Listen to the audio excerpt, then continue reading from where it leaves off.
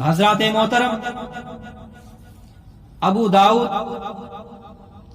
ابن عساکر ابن عمر رضی اللہ تعالی عنہما سے راوی کہ رسول اللہ صلی اللہ تعالی علیہ وسلم نے فرمایا، شوہر کا حق عورت پر یہ ہے اپنے نفس کو اس سے نہ روکے اور سوا فرض کے کسی دن بغیر اس کی اجازت کے روزہ نہ رکھے۔ اگر ایسا کیا، بغیر اجازت روزہ رکھ لیا تو گناہگار ہوئی، اور یعنی نفلی روزہ اگر رکھنا چاہے تو اپنے شوہر سے اجازت لے لے، اور بدن اجازت اس کا کوئی عمل مقبول نہیں۔ اگر عورت نے کر لیا شوہر کو تو اب عورت پر گناہ بغیر اجازت اس کے گھر سے نہ جائے۔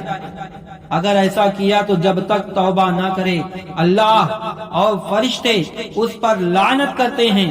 عرض کی گئی اگرچہ شوہر ظالم ہو، فرمایا اگرچہ ظالم ہو، نہ بھی جانے دیتا ہو، تب بھی بغیر اجازت کے نہیں جانا چاہیے۔ اگر وہ ظلم پر راضی رہی، اگر ظلم ہوتا رہا اور صبر کرتی رہی، اللہ اس کا اجر دینے والا ہے میرے بھائی۔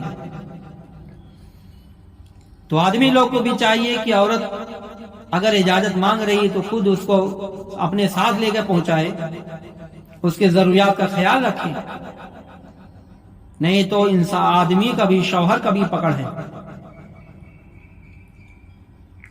کہ رسول اللہ صلی اللہ تعالی علیہ وسلم نے فرمایا، عورت پر شوہر کا حق یہ ہے کہ اس کے بچھونے کو نہ چھوڑے اور اس کی قسم کو سچا کرے اور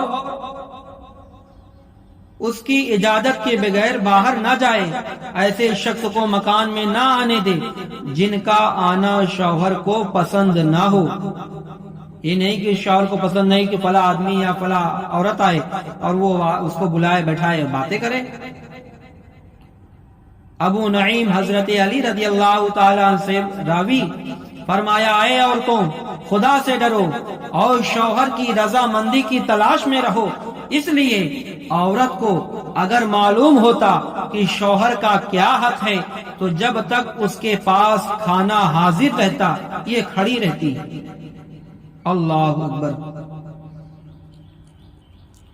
حضرت انس رضی اللہ تعالی راوی کی رسول اللہ صلی اللہ تعالی علیہ وسلم نے فرمایا، عورت جب 5 نمازیں پڑھیں اور ماہ رمضان کے روزے رکھے اور اپنی عفت کی محافظت کرے، اپنی عزت کی محافظت کرے اور شوہر کی اطاعت کرے تو جنت جس کے دروازے سے چاہے، جنت کے جس دروازے سے چاہے داخل ہو۔ سبحان اللہ۔ عورت اگر شوہر کی فرما برداری کرے تو جنت کے جس دروازے سے چاہے داخل ہو جائے۔ سبحان اللہ۔ حضرت جابر رضی اللہ تعالی نے فرمایا، 3 شخص جن کی نمازیں قبول نہیں ہوتی ان کی کوئی نیکی بلند نہیں ہوتی۔